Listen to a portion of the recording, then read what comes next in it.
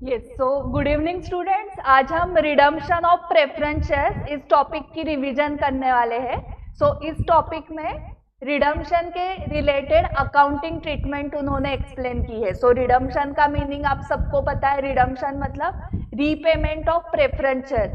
तो सबसे पहले हमें देखना है कि रिडम्पशन ऑफ प्रेफरेंस शेयर कैसे कैसे किया जा सकता है। उसके लिए कंपनीज एक्ट एप्लीकेबल है। हमें रिडम्पशन करते वक्त कंपनीज एक्ट के प्रोविजंस फॉलो।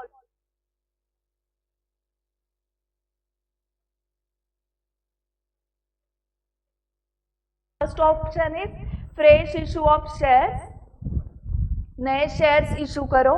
और सेकेंड, कैपिटलाइजेशन ऑफ डिविजिबल और अनडिस्ट्रीब्यूटेड प्रॉफिट। डिविजिबल प्रॉफिट्स का मीनिंग होता है वो प्रॉफिट्स जो हम in the form of dividend distribute कर सकते हैं।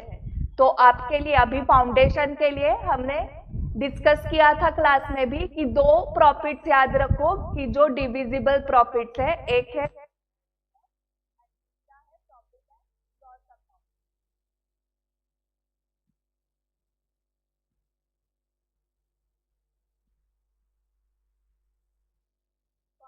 जनरल रिजर्व या प्रॉफिट एंड लॉस अकाउंट का बैलेंस यूज करके आप रिडम्पशन ऑफ प्रेफरेंस शेयर्स कर सकते हो। And third is combination of A and B, मतलब थोड़े फ्रेश शेयर्स इशू किए एंड थोड़ा general reserve and profit and loss use किया for the redemption of preference shares. ये बेसिकली तीन ऑप्शंस हमारे पास है फॉर रीपेमेंट। अभी repayment of preference shares, redemption of preference shares के लिए मेन कंडीशन है कि वो fully paid up preference shares होने चाहिए। हमें अकाउंटिंग ट्रीटमेंट सीखनी है in all the three cases.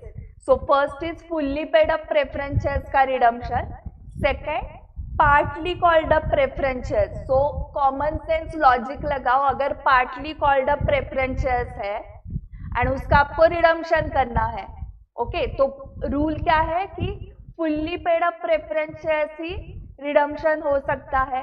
तो पार्टली कॉल्ड अप है तो हमें पहले क्या करना पड़ेगा, जो भी फाइनल कॉल बाकी है वो कॉल पहले करना पड़ेगा एंड देन आप उसका रिडम्पशन कर सकते हो। इस केस में हमें फाइनल कॉल की एंट्री करनी है, जो आपने इशू ऑफ शेयर्स में सीखी है एंट्री ऑलरेडी। क्या एंट्री है उसकी? Preference share final call account debit to preference share capital account and then bank account debit to preference share final call.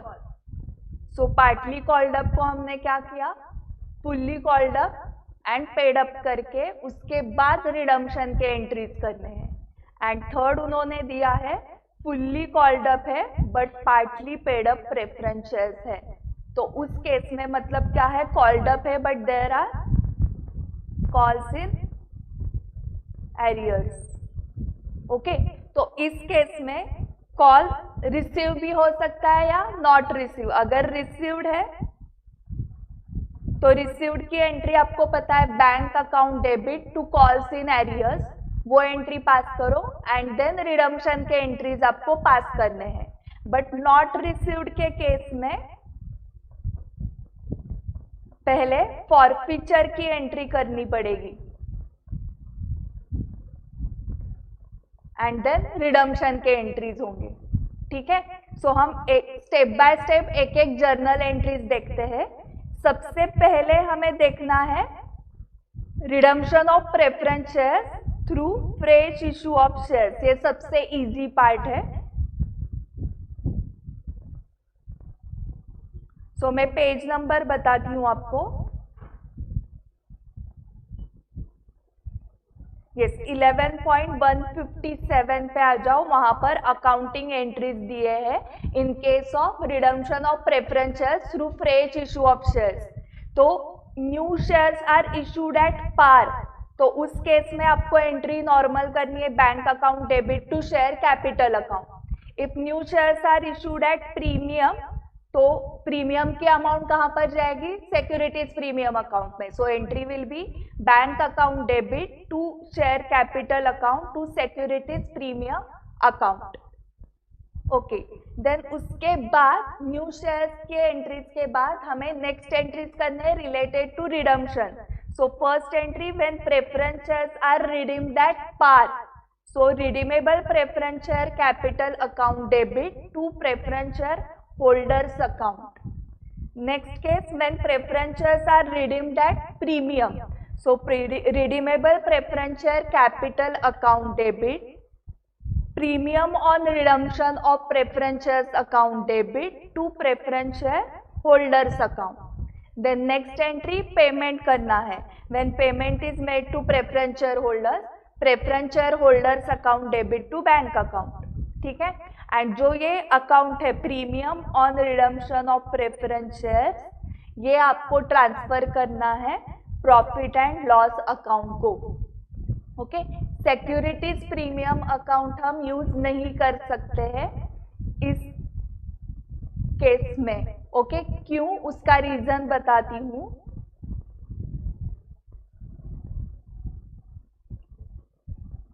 ये सो यहाँ पर उसका रीजन एक्चुअली दिया है कि all the questions in this chapter have been solved on the basis that the companies referred in the question are governed by section 133 of the Companies Act and comply with the accounting standard prescribed for them, and accordingly the balance in securities premium account has not been utilized for the purpose of premium payable on redemption of preferences. अभी actually क्या है, जो law का part है वो आपको CA intermediate के law में है. तो अभी के लिए आप सिर्फ लास्ट लाइन याद रखो कि premium payable on redemption of preferences. So ये मेन है, इसको हाईलाइट करके रखो. Balance in securities premium account has not been utilised for the purpose of premium payable on redemption of preferences. So securities premium account का balance हम utilise नहीं कर सकते हैं, इसलिए उस एंट्री में सिक्योरिटीज प्रीमियम अकाउंट डेबिट नहीं करना है. हमें कौन सा अकाउंट डेबिट करना है, either profit and loss account और जनरल रिजर्व. मतलब जो डिविजिबल प्रॉफिट्स है उतने ही प्रॉफिट्स हम यूज कर सकते हैं for payment of premium on redemption of preference shares. Okay, so fresh issue के केस में first fresh issue at par है तो bank account debit to equity share capital account. If fresh issue is at premium, bank account debit to equity share capital to securities premium account. Then next redemption के entry. If redemption is at par, redeemable preference share capital account debit to preference share holders account. If redemption is at premium, redeemable preference share capital account debit, premium on redemption of preference shares account debit to preference share holders account. Then payment made to preference shareholders की entry, preference shareholders account debit to bank account, and वो premium account आपको transfer करना है either profit and loss account और general reserve. ये दोनों क्या है, divisible profits. So entry will be profit and loss account debit और general reserve account debit to premium payable on redemption of preference share. ठीक है. सो फर्स्ट इलस्ट्रेशन सॉल्व करते हैं. First illustration, you are required to pass necessary journal entries including cash transactions in the books of the company. So Hinduja company limited had 5008% redeemable preference shares of ₹100 each fully paid up. So इनके पास 5008% redeemable preference shares है of ₹100 each. मतलब total amount कितनी हो गई, 5 lakh. The company decided to redeem these preference shares at par by the issue of sufficient number of equity shares of ₹10 each fully paid up at par. मतलब redemption भी at par है and issue of shares भी at par है. So new equity shares issue किए हैं. So हमें total 5 lakh amount चाहिए for redemption and हमारा एक इक्विटी शेयर 10 रुपए का है. सो टोटल कितने इक्विटी शेयर्स हमें इशू करने हैं, 50,000. Correct. So first entry new issue of shares की, bank account debit to equity share capital account 5 lakh. Being issue of 50,000 equity shares of ₹10 each at par for the redemption of preference shares. इतना narration लिखा तो भी sufficient है। Next redemption की entry 8% redeemable preference share capital account debit 5 lakh to preference share holders account 5 lakh and third payment की entry preference share holders to bank 8% redeemable preference share capital account debit 5 lakh to preference share holders account 5 lakh preference share holders account debit to bank account 5 lakh। ठीक है। Next illustration 2 you are required to pass necessary journal entries including cash transactions in the books of the company। C Limited had 10% redeemable preference shares of ₹100 each fully paid up, मतलब इनको 10,000 into 100 मतलब 10 lakh correct. The company decided to redeem these preference shares at par है by issue of sufficient number of equity shares of ₹10 each at a premium of 2 per share as fully paid up। So यहाँ पर redemption at par है correct, but issue of shares at premium है। ठीक है, but ये जो ₹2 है premium के वो कौन से अकाउंट में जाएंगे? सिक्योरिटीज प्रीमियम अकाउंट में जाएंगे। ठीक है, अभी सिक्योरिटीज प्रीमियम अकाउंट यूटिलाइज किन किन चीजों के लिए कर सकते हैं वो दिया है कंपनीज एक्ट में। सो फर्स्ट पेज पे जाओ मॉड्यूल के।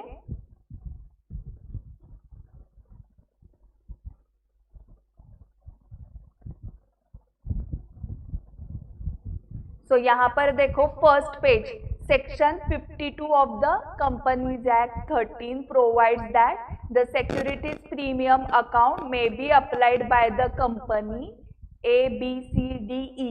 सो एज पर लॉ ही हमें सिक्योरिटीज प्रीमियम अकाउंट का बैलेंस यूज करना है। सो वहां पर दिया है towards issue of unissued shares of the company to be issued to the members of the company as fully paid bonus securities, मतलब बोनस शेयर्स इशू करने के लिए कर सकते हैं। To write off preliminary expenses, to write off expenses commission paid discount allowed on any securities और debentures of the company, to provide for premium on redemption of redeemable preference shares और debentures. Okay, and for the purpose of purchase of its own shares और the other securities. So देखो यहाँ पर आप अभी ये पढ़ रहे हो कि premium to provide premium on redemption of preference shares, but 5 minutes पहले ही मैंने बताया कि premium on redemption of preference shares के लिए हम सिक्योरिटीज प्रीमियम अकाउंट यूज नहीं कर सकते हैं। करेक्ट, उसका रीजन ये है कि certain class of companies whose financial statements comply with accounting standards as prescribed under section 133 of the Companies Act 13 can't apply the securities premium account for the purpose of B and D। तो हमारे case में D। Okay, and उन्होंने note में आगे दिया है कि इस चैप्टर के जितने भी क्वेश्चंस है सारे क्वेश्चंस में आपको क्या एज्यूम करना है कि ये जो कंपनीज है ये रूल फॉलो कर रहे हैं। सो इसलिए securities premium account can not be utilise for the purpose of D, that is premium payable on redemption of preference shares. इसलिए हमने लास्ट एंट्री क्या की है? Profit and loss account debit to premium on redemption of preference shares. Okay, क्योंकि यहाँ पर उन्होंने assumption दिया है कि सारे कंपनी जो है all the questions in this chapter have been solved on the basis that companies referred in the questions are governed by section 133 and comply with the accounting standards prescribed and therefore balance in securities premium has not been utilised for the purpose of premium payable on redemption of preference shares. Okay, so premium pay करने के लिए भी हम securities premium account use नहीं कर सकते हैं and जो रिडम्पशन करना है उसके लिए भी हम सिक्योरिटीज प्रीमियम अकाउंट यूज नहीं कर सकते। मतलब इलस्ट्रेशन 2 में भले ही हमें पर शेयर 12 रुपीज मिलने वाले हैं, बट उसमें से हम 10 रुपीज ही पर शेयर यूज कर सकते हैं एंड हमें 10 लाख अमाउंट चाहिए, so 10 lakh divided by 10 rupees ही यूटिलाइज कर सकते हैं, मतलब हमें 1 लाख इक्विटी शेयर इशू करने पड़ेंगे। ओके, सो फर्स्ट एंट्री होगी 1 लाख इंटू 12, बैंक अकाउंट में तो 12 लाख आएंगे, bank account debit 12 lakh, to equity share capital 10 lakh, face value, to securities premium account 2 lakh. But इसमें से हम सिर्फ 10 लाख ही यूज कर सकते हैं फॉर रिडम्पशन, क्योंकि 2 लाख कौन से अकाउंट में गया, सिक्योरिटीज प्रीमियम अकाउंट में। ठीक है, सो ये फर्स्ट एंट्री हो गई। सेकेंड रिडम्पशन की एंट्री बताओ, 10% redeemable preference share capital account debit to preference share holders account, redemption at par है इसलिए 10 लाख, एंड देन पेमेंट की entry preference share holders account debit to bank account. ठीक है, सो यहाँ पर हमने जो भी रिडम्पशन किया है वो fully out of fresh issue है। थर्ड क्वेश्चन देखो, you are required to pass necessary journal entries including cash transaction in the books of the company. G India Limited had 9,000 10% redeemable preference shares of ₹10 each fully paid up. 9,000 redeemable preference shares of ₹10 each fully paid up, मतलब total हो गए 90,000. The company decided to redeem these preference shares at par by the issue of sufficient number of equity shares of ₹9 each fully paid up. So यहाँ पर हमें 90,000 लगने वाले हैं क्योंकि redemption of preference shares at par ही है, so 90,000 लगने वाले हैं। एंड हम फ्रेश इशू इक्विटी शेयर्स का कर रहे हैं, इक्विटी शेयर एक है 9 रुपीज का। ओके, सो 90,000 अपॉन 9 मतलब 10,000 इक्विटी शेयर इशू करने हैं। So first entry bank account debit to equity share capital account 90,000 being issue of 10,000 equity shares of ₹9 each at par है ये।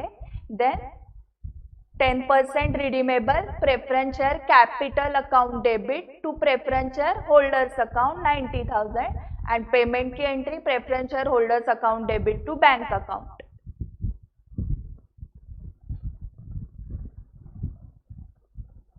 ओके, फर्स्ट 3 इलस्ट्रेशन समझ में आ गए सबको? मुझे चैट बॉक्स में आप बता सकते हो, कमेंट करके बताओ मुझे।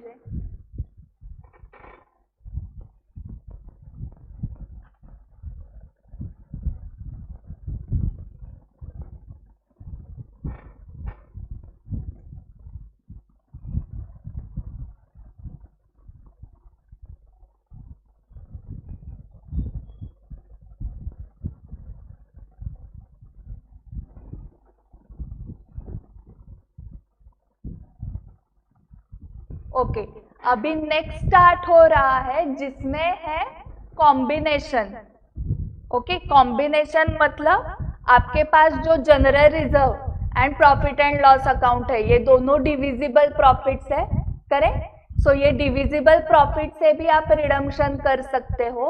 एंड दूसरा फ्रेश इशू ऑफ शेयर्स। अभी देखो यहाँ पर उन्होंने दिया है calculation of minimum fresh issue of shares. So minimum आपको कितने फ्रेश इशू करने पड़ेंगे? सो बेसिकली वो बोल रहे हैं कि मुझे 1 लाख अमाउंट फॉर एग्जाम्पल चाहिए, ₹1 lakh for redemption of preference shares. तो उसमें से पहले आपके पास divisible profits, profit available for redemption maximum कितना अवेलेबल है वो फाइंड आउट करो। So divisible profits for example मेरे पास अवेलेबल है 60,000, तो 40,000 मुझे फ्रेश इशू करना पड़ेगा। So 40,000 is the minimum amount of fresh issue.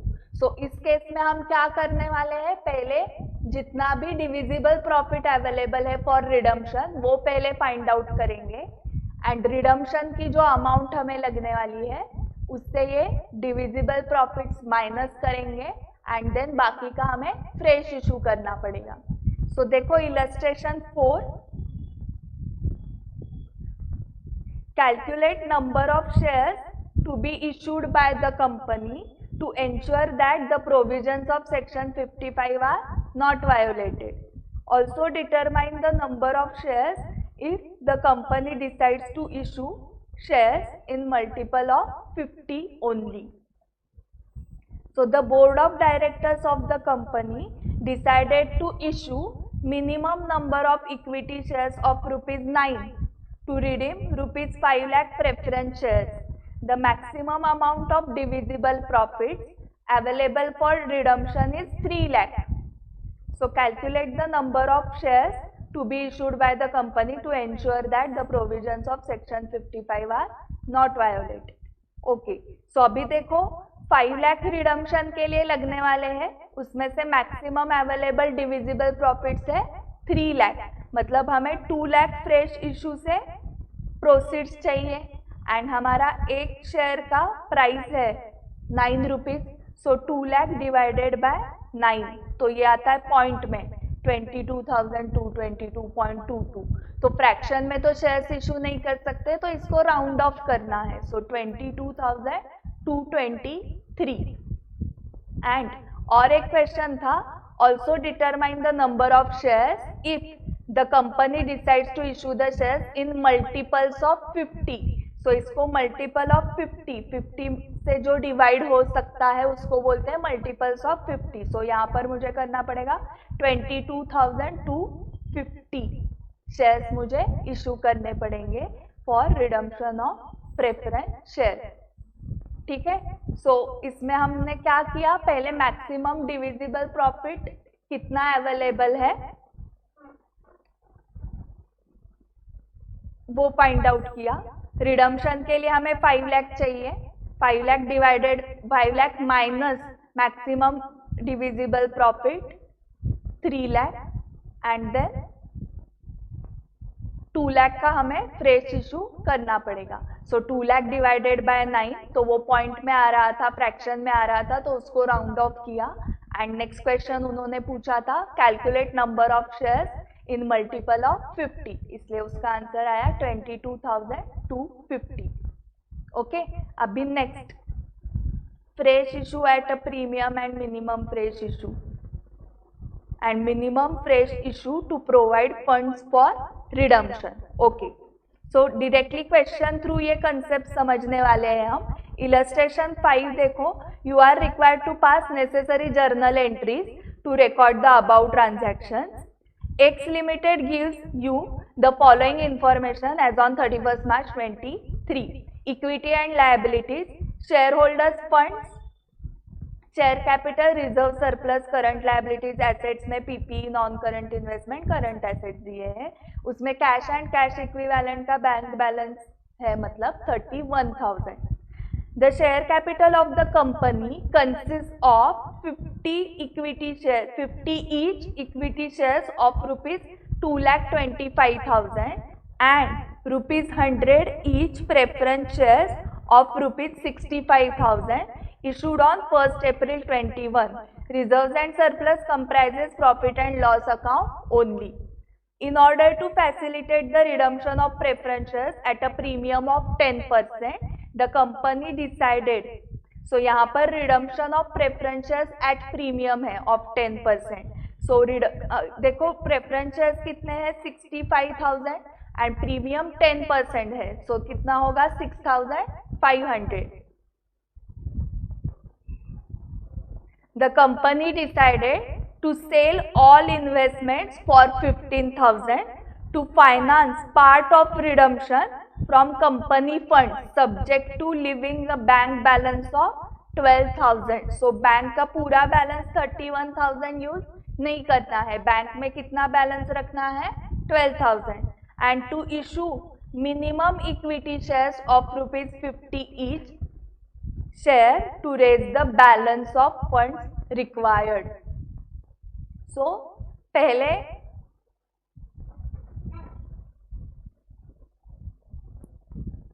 हमें चेक करना पड़ेगा कि टोटल अमाउंट कितनी रिक्वायर्ड है फॉर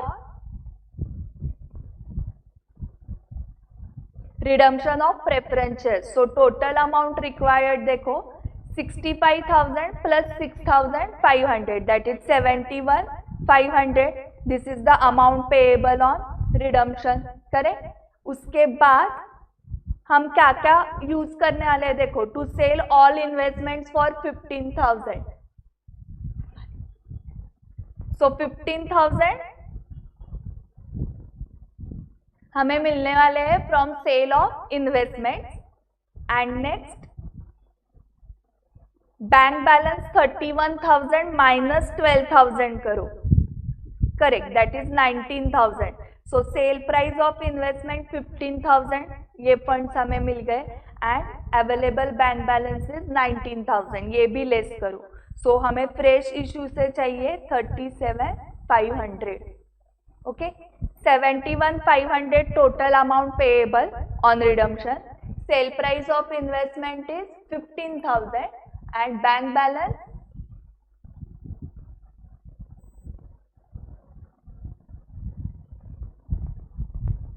19,000, okay.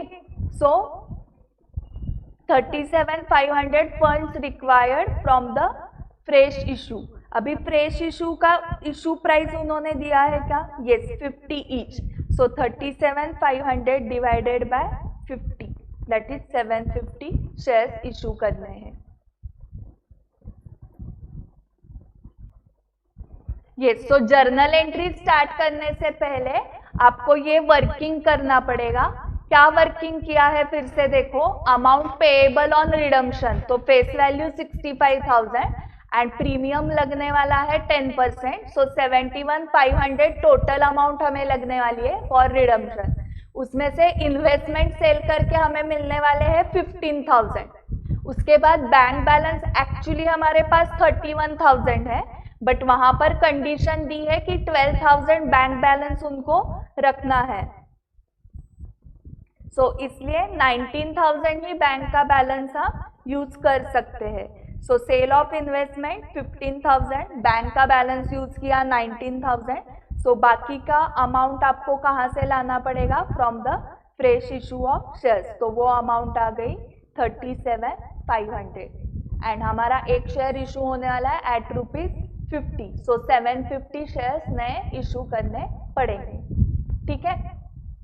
अभी जर्नल एंट्री स्टार्ट करने हैं। सो जर्नल एंट्रीज में रिडम्पशन के पहले हम ये सब के एंट्रीज करेंगे। So first entry, bank account debit to equity share application account किया है उन्होंने, नए शेयर्स इशू किए उसकी, and then equity share application to equity share capital 37,500। So इस केस में आप directly bank account debit to equity share capital account भी एंट्री कर सकते हो 37,500 की, ठीक है। उसके बाद उन्होंने रिडम्पशन की एंट्री की है, तो थोड़ा ऊपर नीचे सीक्वेंस हो गया तो भी चलेगा एंट्रीज का। Preference share capital account debit 65,000, premium on redemption of preference shares account debit 6,500 to preference share holders account 71,500, ठीक है। नेक्स्ट जो इन्वेस्टमेंट सेल किया उसकी entry, bank account debit 15,000, actually balance sheet में इन्वेस्टमेंट्स देखो कितने के हैं 18,500, so there is a loss of 3,500, इसलिए वो प्रॉफिट एंड लॉस अकाउंट में जाएगा। So loss on sale, profit and loss account debit 3,500 to investments account 18,500, okay. अभी नेक्स्ट जो एंट्री है वो है creation of CRR, capital redemption reserve. So ये कब क्रिएट करना है, जब आपने कॉम्बिनेशन किया हुआ है, ओके, जब आपने डिविजिबल प्रॉफिट्स यूज किए हैं for redemption. So for transfer of CRR out of divisible profits an amount which is equivalent to the nominal value of preference share over proceeds, that is face value of equity share। so यहाँ पर याद रखना है आपको, CRR account को transfer करते वक्त सिर्फ नॉमिनल अमाउंट का पोर्शन ही ट्रांसफर किया जा सकता है। सो nominal amount of redemption of preference shares है 65,000, नॉमिनल वैल्यू मतलब ही फेस वैल्यू मतलब ही पार वैल्यू। 65,000 में से 37,500 आए हैं फ्रॉम फ्रेश इशू, सो वो माइनस किया एंड बाकी की जो अमाउंट है 27,500 it will be transferred to CRR। CRR को हम कौन सी अमाउंट ट्रांसफर कर सकते हैं? सिर्फ divisible profits. And divisible profits कौन से है पता है आपको? General reserve and P&L account. Okay, so अभी तक के क्वेश्चन जितने भी हमने सॉल्व किए उसमें पूरा redemption out of fresh issue था, सो इसलिए CRR पिक्चर में नहीं था। अभी इस केस में हम पूरी अमाउंट फ्रेश इशू से नहीं कर रहे हैं। फ्रेश इशू से जो अमाउंट है वो 37,500 है, बाकी अमाउंट 27,500 डिविजिबल प्रॉफिट से यूज कर रहे हैं।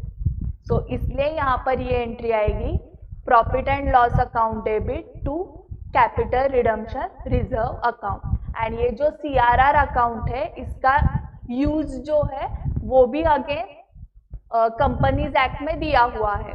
जैसे अभी सिक्योरिटीज प्रीमियम अकाउंट के हमने यूजेस देखे ABCDE सेक्शन 52 में दिए हैं, सो वो 5 यूजेस ही हम कर सकते हैं सिक्योरिटीज प्रीमियम। वैसे ही कैपिटल रिडम्पशन रिजर्व का यूज भी उन्होंने कंपनीज एक्ट में दिया हुआ है एंड उसका एक ही यूज है, that is issue of bonus shares. Okay, bonus shares मतलब फ्री में शेयर्स मिलेंगे शेयर होल्डर्स को, उनको कुछ भी पैसे देने नहीं है कंपनी को। सो यहाँ पर याद रखो सिर्फ डिविजिबल प्रॉफिट से ही हमें CRR को ट्रांसफर करना है। And profit and loss account ही क्यों आया? तो क्वेश्चन में मेंशन है कि जो भी रिजर्व्स एंड सरप्लस है, reserves and surplus comprises profit and loss account only. So general reserve इनके पास नहीं है, इसलिए profit and loss account debit to capital redemption reserve account 27,500। ठीक है, देन पेमेंट की एंट्री है preference share holders account debit to bank account 71,500, पूरा पेमेंट कर दिया। एंड ये premium on redemption of preference shares कौन से अकाउंट को ट्रांसफर करना है? Profit and loss account.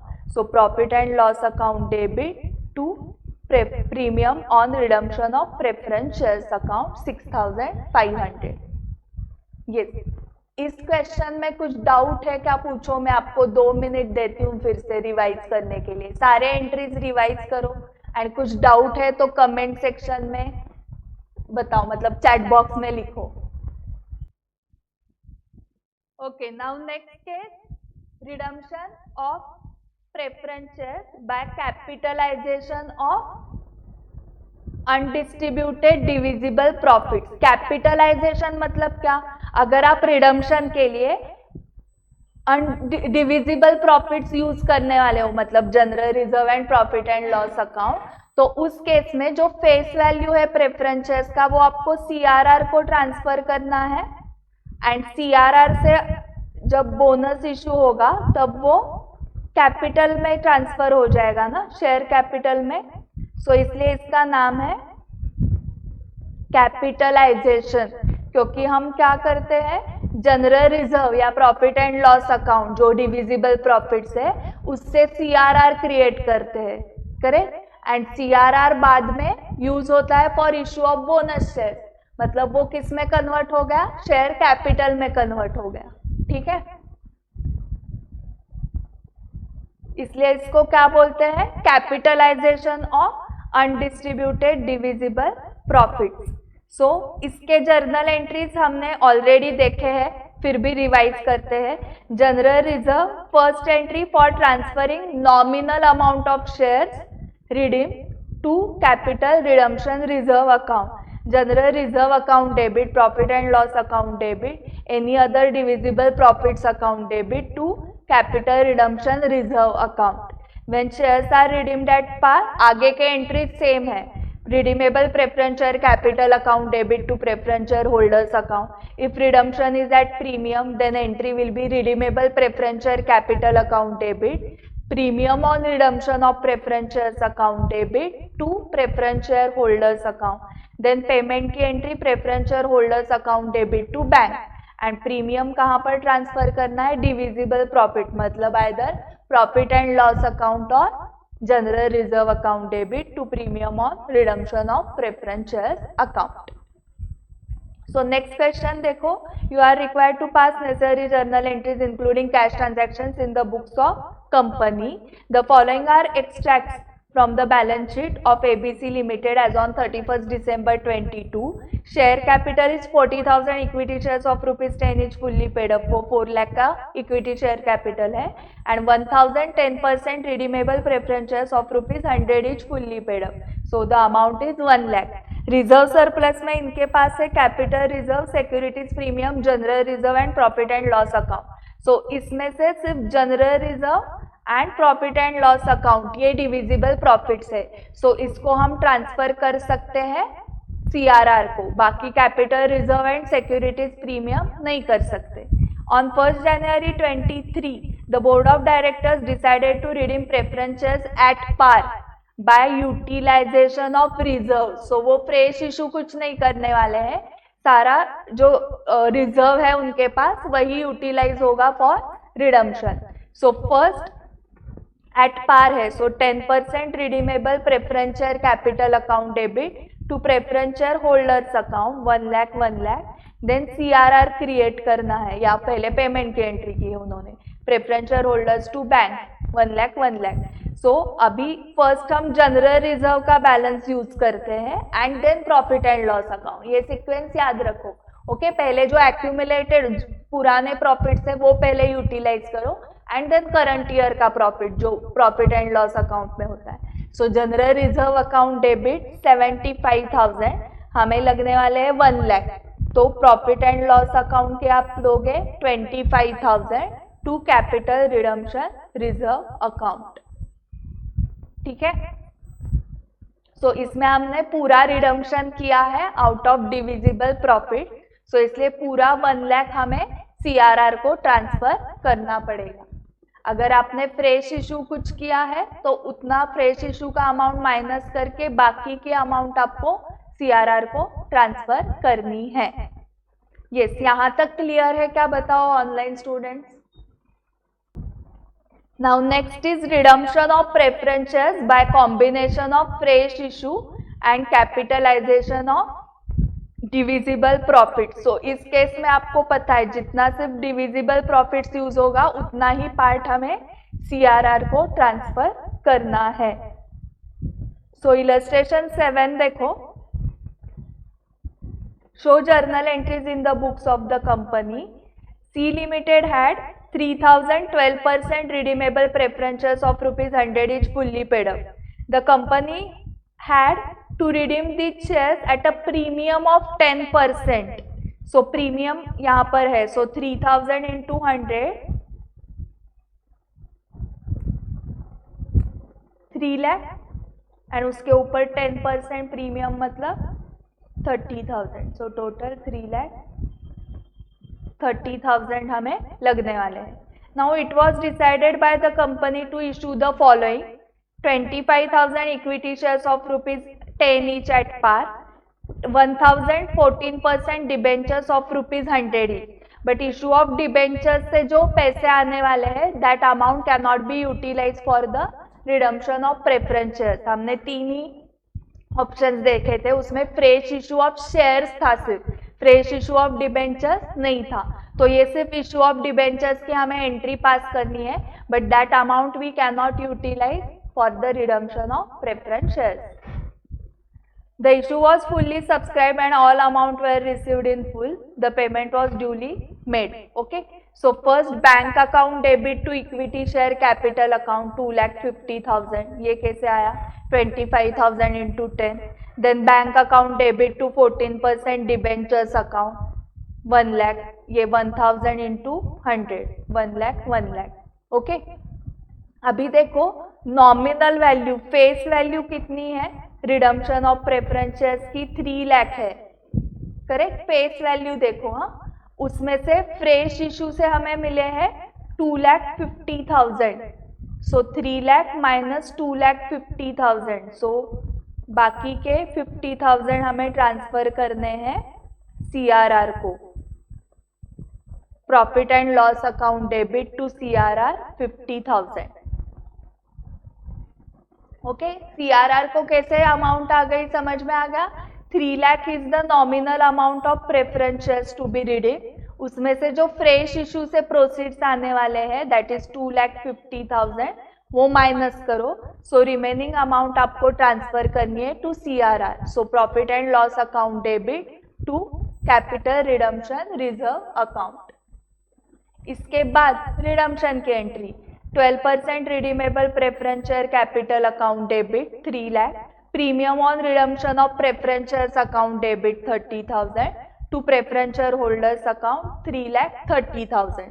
Then payment की entry preference share holders to bank 3,30,000 and premium on redemption of preference shares कौन से अकाउंट को जाएगा? Profit and loss account. So profit and loss account debit 30,000 to premium on redemption of preference shares 30,000। So ये question clear हुआ क्या? इसमें combination था तो हमने क्या किया, फेस वैल्यू चेक की रिडम्पशन की कितनी है, रिडम्पशन ऑफ प्रेफरेंस शेयर्स की।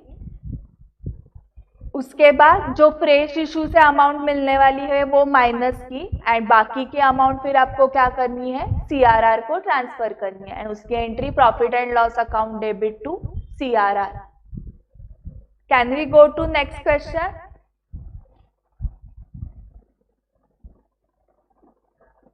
Yes. Pass journal entries to give effect to the above arrangements. The capital structure of the company consists of 20,000 equity shares of ₹10 each fully paid up and 1,008% redeemable preference shares of ₹100 each fully paid up. Undistributed reserves and surplus stood as general reserve 80,000, profit and loss account 20,000, investment allowance reserve out of which 5,000 not free for distribution as dividend वो 10,000 है। So investment allowance reserve 10,000 है total और out of which 5,000 is not free for distribution, मतलब 5,000 is free for distribution. Securities premium है 2,000 का, cash and bank amounted to 98,000। Preference shares are to be redeem at premium of 10% and for the purpose of redemption the directors are empowered to make fresh issue of equity shares at par after utilizing the undistributed reserves and surplus। मतलब वो बोल रहे हैं कि maximum divisible profits पहले use करो and then you go for the fresh issue of shares subject to condition that a sum of ₹20,000 shall retained in general reserve and which should not be utilized। तो इस case में हमें पहले check करना पड़ेगा कि हमारे पास रिजर्व कितना अवेलेबल है फॉर रिडम्पशन। सो हम general reserve and profit and loss account use कर सकते हैं and third is investment allowance reserve, but उसमें से सिर्फ 5,000 ही यूज कर सकते हैं क्योंकि 5,000 are not free for distribution of dividend and securities premium 2,000, securities premium तो अवेलेबल नहीं होता है for redemption. Okay, so first start करते हैं with general reserve. General reserve में 80,000 बैलेंस है बट उन्होंने दिया है कि 20,000 shall be retained in general reserve, मतलब जनरल रिजर्व का 60,000 ही बैलेंस अवेलेबल है। ओके, उसके बाद प्रॉफिट एंड लॉस अकाउंट में 20,000 है बट एक ध्यान में रखो कि premium redemption is eight premium of 10%। So premium के लिए भी ये प्रॉफिट एंड लॉस अकाउंट का बैलेंस यूज होने वाला है। सो 1,000 into 100 that is 1 lakh and 1 lakh पे प्रीमियम इज 10,000।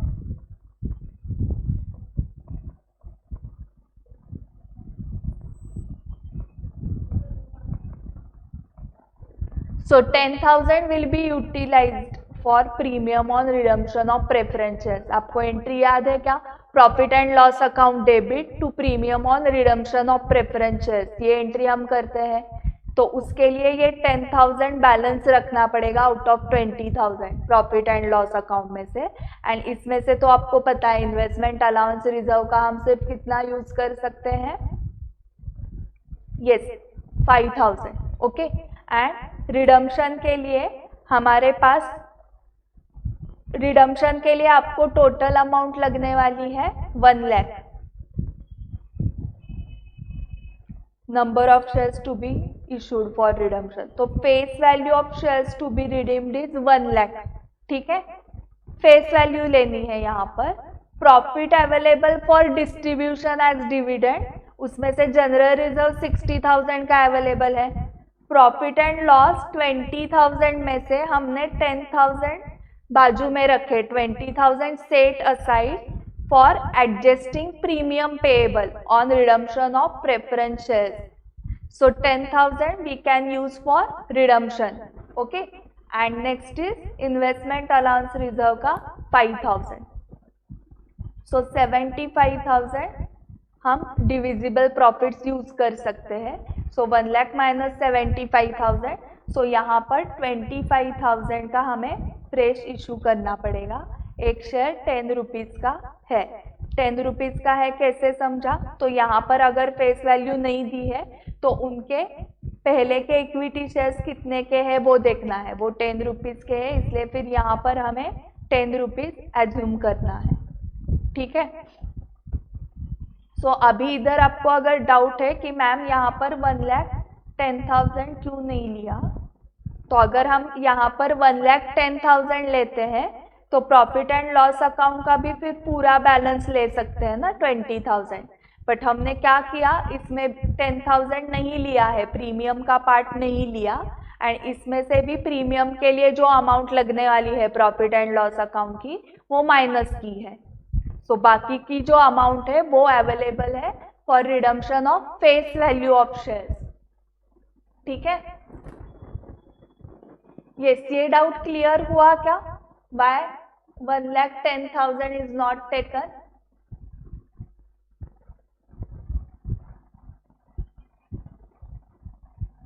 क्योंकि 10,000 जो अमाउंट है उसके लिए हमने ऑलरेडी P&L का बैलेंस रख दिया है ना बाजू में, सो यहाँ पर 10,000 ही हम ले रहे हैं प्रॉफिट एंड लॉस अकाउंट का।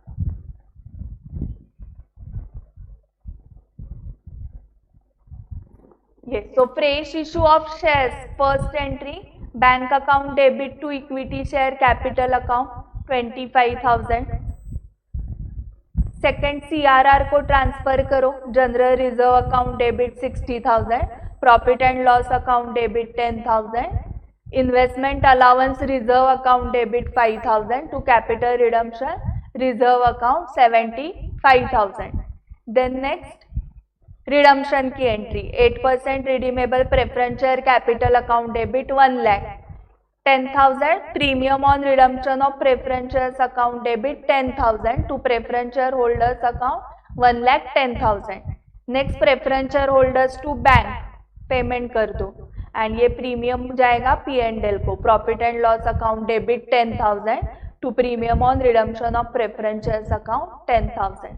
ये सारे जर्नल एंट्रीज आज आप लेक्चर के बाद फिर से सॉल्व करो तो आपको और क्लियर हो जाएगा एंड स्पीड भी बढ़ जाएगा। इसमें सिर्फ जर्नल एंट्रीज ही आने वाले हैं।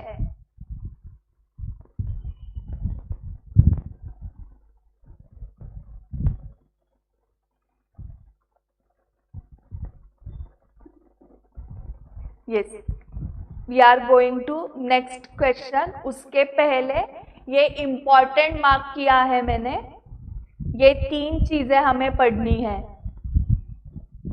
One of the condition of redemption is that only fully paid up preference shares can be redeemed by the company. Hence, if the problem states that it is decided to redeem preference shares which are partly called up, then it is assumed that the final call on these shares is demanded and received before proceeding with the redemption of this share. So अगर partly called up share आपको दिख रहे हैं question में तो आपको क्या assumption करना है कि फाइनल कॉल की पहले एंट्री करनी है, preference share final call account debit to preference share capital account and bank account debit to preference share final call account. So final call amount received and then proceed with the redemption of preference shares. Then next देखो, if information about both fully paid up and partly paid up preference shares is provided, then it is presumed that only fully paid up preference shares are to be redeemed and partly paid up shares are left intact. मतलब दो type के preference shares question में दिए हैं, fully paid up and partly paid up. तो उस case में जो रिडम्पशन होने वाला है वो सिर्फ fully paid up preference shares का होने वाला है. Partly paid up shares left intact, मतलब पार्टली पेड अप शेयर्स का कुछ भी नहीं करना है. The company can forfeit the shares if the call money is not received by the company in spite of giving opportunity to pay the same via reminders. So अगर call money receive नहीं हुआ तो company क्या कर सकती है, shares forfeit कर सकती है. तो फॉरफिचर ऑफ शेयर्स के आपको एंट्रीज पास करने हैं उस केस में. सो तीन चीजें आपको याद रखनी है कि पार्टली कॉल्ड अप है तो वहां पर एजम्पशन है कि share final call and final call money received, ये एजम्पशन करके वो दो एंट्रीज करने हैं एंड देन आगे रिडम्पशन के एंट्रीज करने हैं. सेकेंड, अगर क्वेश्चन में दोनों दिया है fully paid up and partly paid up shares, तो आपको सिर्फ फुल्ली पेड अप शेयर्स का रिडम्पशन करना है, partly paid up shares left intact, उसका कुछ नहीं करना है. एंड द थर्ड वन, अगर कॉल्स इन एरियर्स है एंड वहां पर कॉल मनी रिसीव्ड नहीं हुई है तो there is forfeiture of shares and forfeiture of shares की आपको एंट्री पास करनी है. ठीक है. तो इलस्ट्रेशन 9 सॉल्व करते हैं. You are asked to pass necessary journal entries, ignore date column. Great. The balance sheet of XYZ limited as of 31st March 21 inter alia includes the following information. So 50,000 8% preference shares of ₹100 each, 70 paid up है. हाँ, ये preference shares. 1 lakh equity shares of ₹100 each fully paid up है ये, that is 1 crore. Securities premium CRR already इनके पास है, general reserve and bank का बैलेंस. Under the terms of their issue the preference shares are redeemable on 31st March 22 at 5% premium. 31st March 22 को preference shares redeem करने हैं at 5% premium. In order to finance the redemption, the company makes a right issue of 50,000 equity shares of ₹100 each at 110 per share, 20 being payable on application, 35 including premium on allotment and balance on 1st Jan 23. सो देखो हमारा redemption है 31st March 22 को. सो 31st March 22 तक जितनी भी amount receive होगी उतनी ही हम यूज कर सकते हैं for redemption of preference shares. यहाँ पर देखो balance is received on 1st Jan 23. सो जो बैलेंस है 1st Jan 23 को रिसीव हो रहा है, that we can not use for redemption. ठीक है. The issue was fully subscribed and allotment was made on 1st March 22. The money due on allotment were duly received by 31st March 22. So allotment money is received on 31st March 22.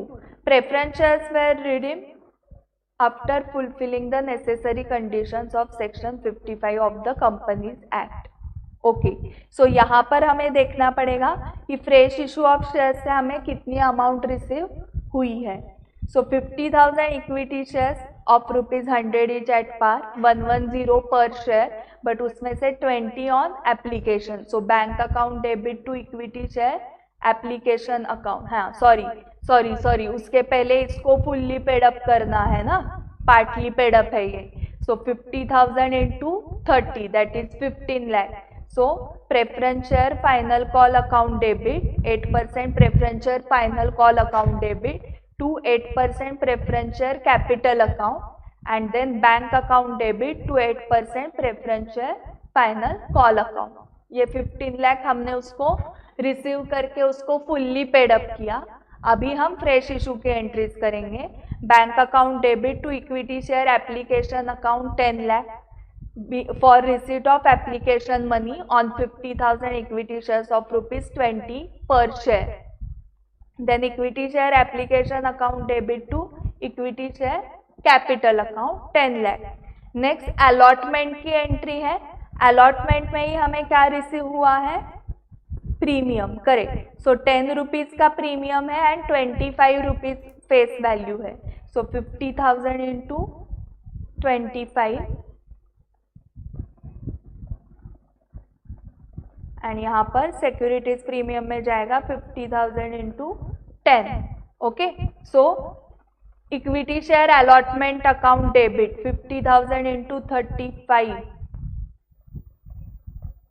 17,50,000 to equity share capital account 12,50,000 to securities premium account 5 lakh.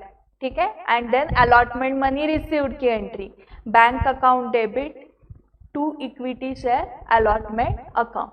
ठीक है, इसके बाद हमें देखना है कि redemption के लिए फ्रेश इशू के अमाउंट आने के बाद डिविजिबल प्रॉफिट्स कितने यूज करने पड़ रहे हैं। सो रिडम्पशन के लिए हमें टोटल कितना लगने वाला है, 50,000 into 100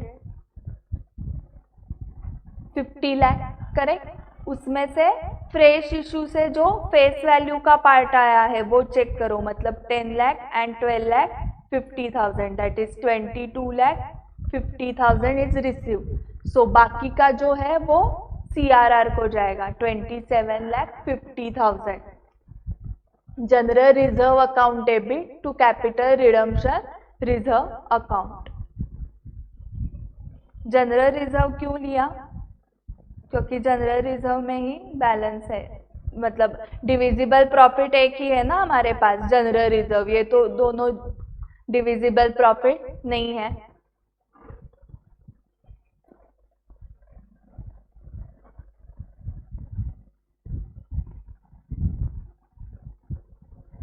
so general reserve account debit to capital redemption reserve account. आगे के एंट्रीज इजी है। 8% preference share capital account debit 50 lakh, premium on redemption of preference shares account debit 2,50,000 क्योंकि एट 5% था ना, एट 5% प्रीमियम रिडम्पशन था। To preference share holders account 52,50,000 then preference share holders to bank and यहाँ पर ये premium जाएगा general reserve को। General reserve account debit to premium on redemption of preference share 2,50,000।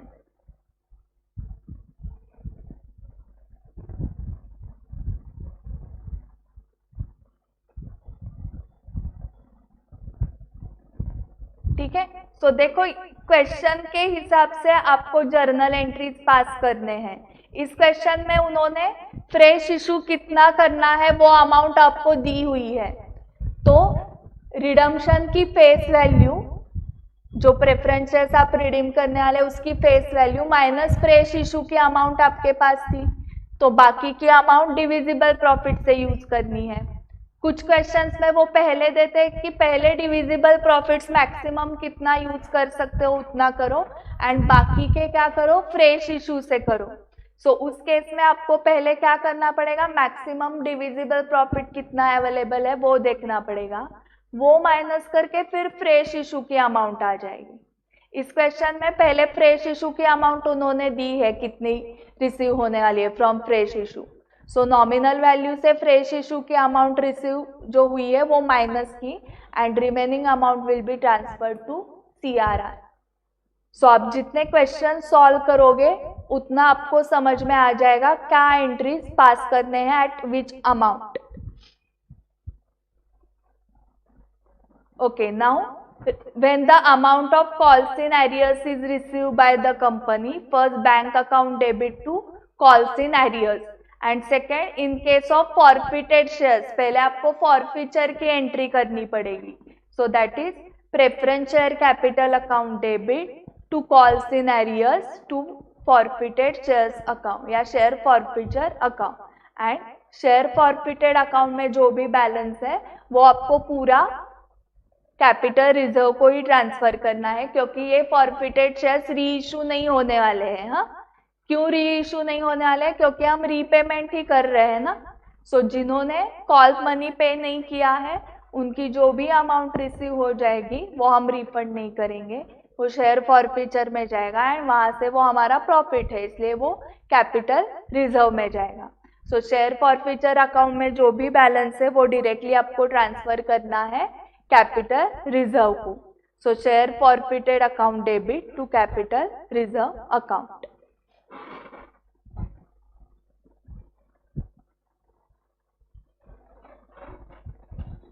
Yes, so illustration 10 देखो।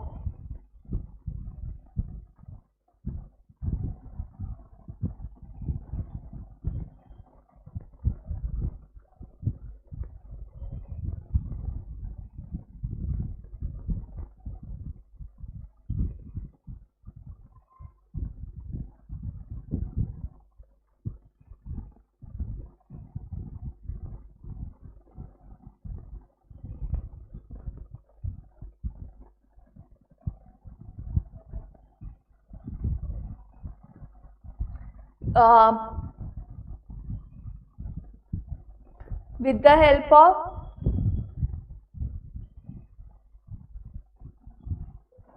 details in illustration 9 above and further assuming that the preference shareholders holding 2000 shares fail to make the payment for the final call made under section 55, you are asked to pass necessary journal entries and show the extract of balance sheet। तो वो extract नहीं है आपको। assuming that the shares in default are forfeited after giving proper notice। so आपको सिर्फ forfeiture के entries यहाँ पर add करने हैं।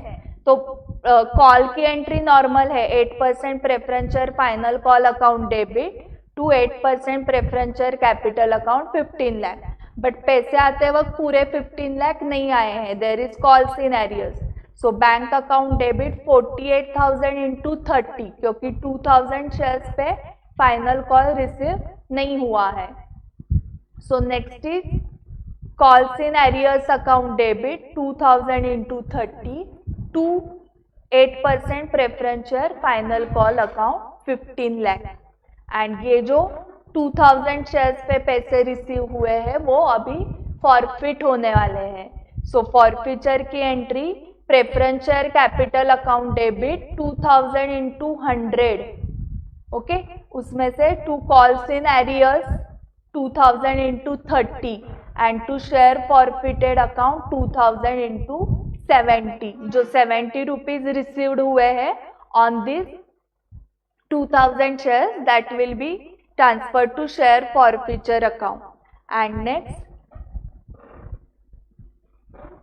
bank account debit to equity share application account 10 lakh 10 lakh, equity share application to equity share capital 10 lakh 10 lakh. वो पहले के क्वेश्चन का ही डिटेल्स है, okay. 50,000 issued at prem at 110, उसमें से 20 आने वाले थे on application and 35 on allotment, okay. तो वो एंट्री सेम है। Equity share allotment account debit 17,50,000 to equity share capital to securities premium. Then bank account debit to equity share allotment 17,50,000। अभी जनरल रिजर्व टू CRR। सो यहाँ पर अभी देखो face value is not 50 lakh, वो 48 लाख ही है, क्योंकि 2000 शेयर्स फॉरफिट हुए हैं।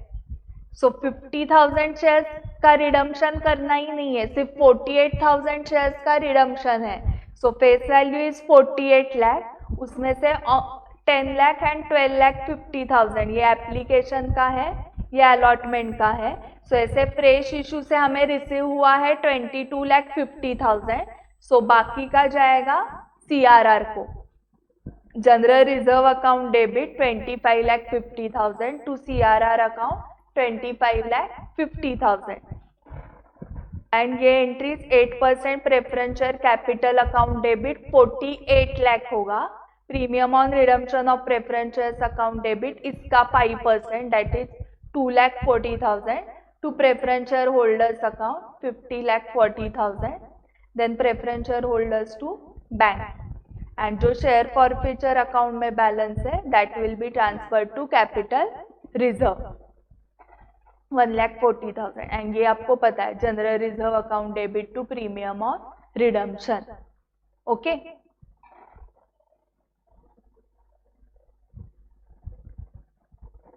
yes. Okay, now we will solve exercise question. So show necessary journal entries to record the transaction, ignore date column. So the books of B Limited showed the following balance on 31st December 23. 30,000 equity shares of ₹10 each fully paid, 18,000 12% redeemable preference shares of ₹10 each fully paid, and 4,000 10% redeemable preference shares of ₹10 each 8 paid up. All shares issued on 1st April 22.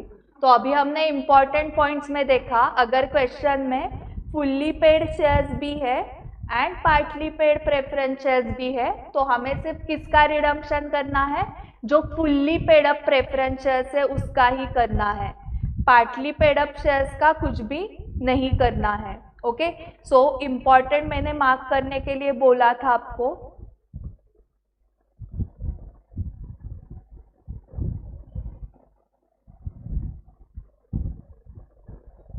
फिर से मैं reference दे रही हूँ, page number 11.172. ये important mark करो.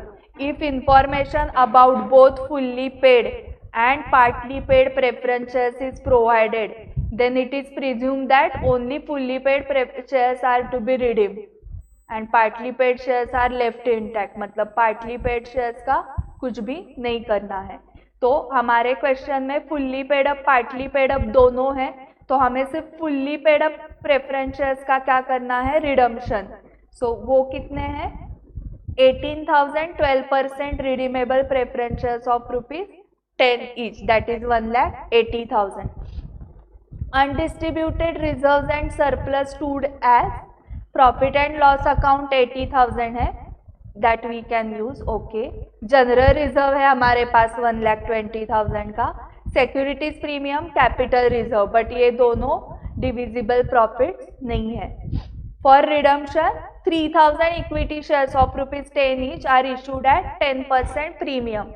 At the same time, preference shares are redeemed on 1st Jan 24 at a premium of 2 per share. The whereabouts of the holders of 100 shares of ₹10 each fully paid are not known.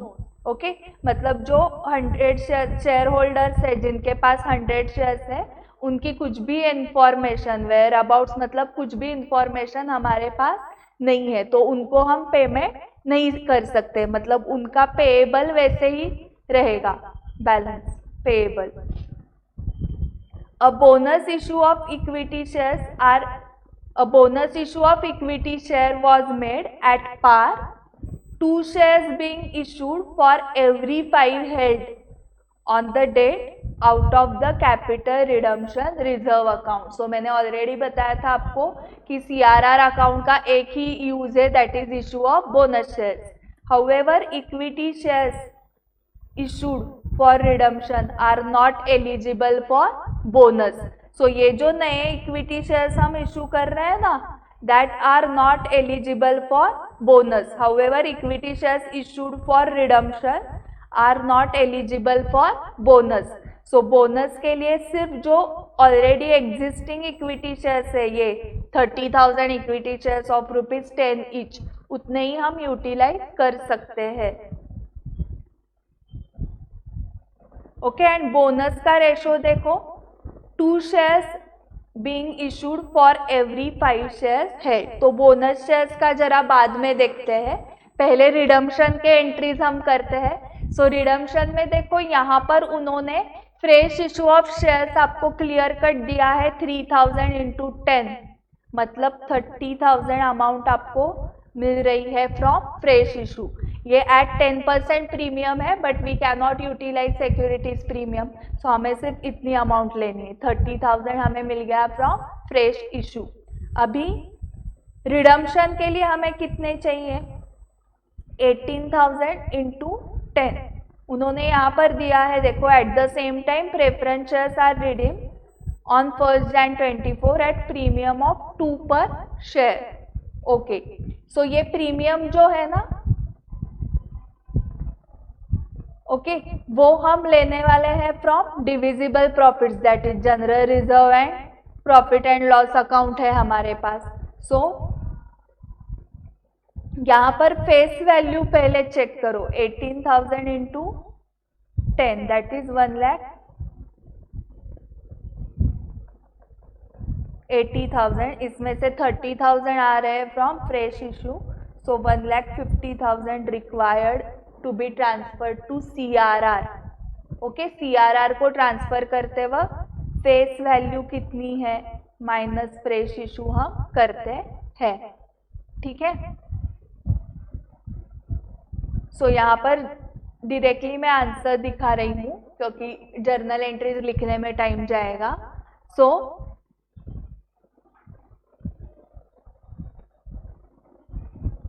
First calculation देखते हैं, then entries देखते हैं। सो ये तो पहले partly paid up preference shares can not be redeem, then next amount to be transferred to CRR, हमें face value देखनी है 1,80,000, आउट ऑफ फ्रेश इशू हमें मिलने वाले 30,000, so 1,50,000 will be transferred to CRR। So redemption के entry से उन्होंने start किया है, 12% redeemable preference share capital account debit 1,80,000, premium on redemption of preference shares account debit 36,000। So premium कैसे आया, redemption at a premium of ₹2 per share, so 18,000 shares है, so 18,000 into 2 that is 36,000। So premium on redemption of preference shares account debit 36,000 to preference shareholders account 2,16,000, then preference shareholders to bank, यहाँ पर amount है 2,14,800। Reason, payment हुआ है सिर्फ 17,900 shares पे, 100 shares जिनके पास थे उनकी इंफॉर्मेशन हमारे पास नहीं है। ओके, सो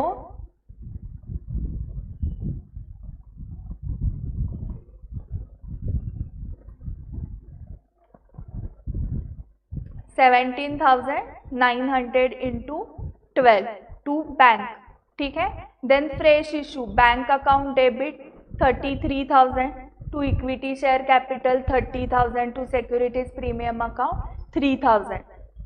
नाउ CRR को हमें 1,50,000 ट्रांसफर करना था, तो एज पर सिक्वेंस पहले जनरल रिजर्व लेना है, जनरल रिजर्व में 1,20,000 ही बैलेंस है, सो वो पूरा लिया। Then profit and loss account का balance 30,000, so general reserve account debit 1,20,000, profit and loss account debit 30,000 to capital redemption reserve 1,50,000, ठीक है। अभी ये CRR हम यूटिलाइज कर सकते हैं फॉर बोनस शेयर्स। ओके, सो हमारे पास इक्विटी शेयर्स एग्जिस्टिंग है 30,000 एंड रेशो है every 5 head on that date out of the capital. So a bonus issue of equity share was made at par, 2 shares being issued for every 5 head on that date out of the CRR. So 5 shares अगर आपके पास है तो आपको 2 shares bonus में मिलेंगे। आपके पास 30,000 equity shares है, सो आपको कितने शेयर्स बोनस में मिलेंगे? सो 30,000 divided by 5, 30,000 into 2 divided by 5, सो ये हो गया 6,000 इंटू 2 दैट इज 12,000। ये हुए नंबर ऑफ शेयर्स, इंटू 10 करने के बाद अमाउंट मिल गई 1,20,000। सो बोनस शेयर्स के एंट्रीज देखो कैसे करने हैं, ये CRR से ट्रांसफर करना है। So capital redemption reserve account debit 1,20,000 to bonus to shareholders account 1,20,000. Then next entry, bonus to shareholders account debit 1,20,000 to to equity share capital account 1,20,000।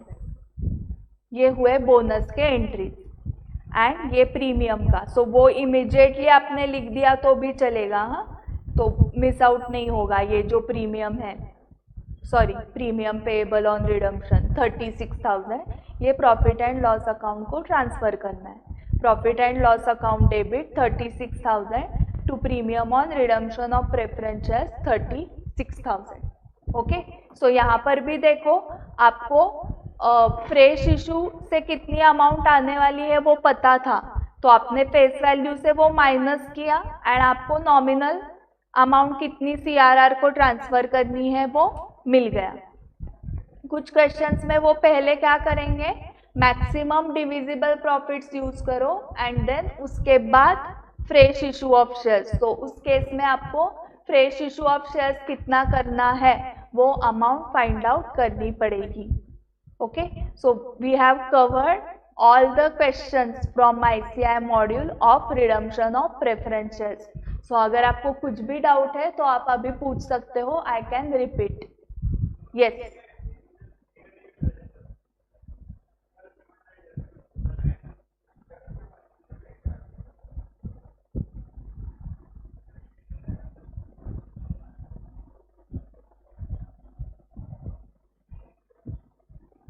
Yes, so redemption of preference shares की और भी practice हम करने वाले हैं। RTP MTP के questions भी हम प्रैक्टिस करने वाले हैं। सो उसके भी लेक्चर्स आपको मिल जाएंगे। सो ये लेक्चर मैं यूट्यूब पे अपलोड कर रही हूँ एंड बाकी के क्वेश्चंस भी यूट्यूब से आपको मिल जाएंगे। सो share this video with all your friends who find redemption of preference shares difficult. So thank you very much for watching this video. Bye bye.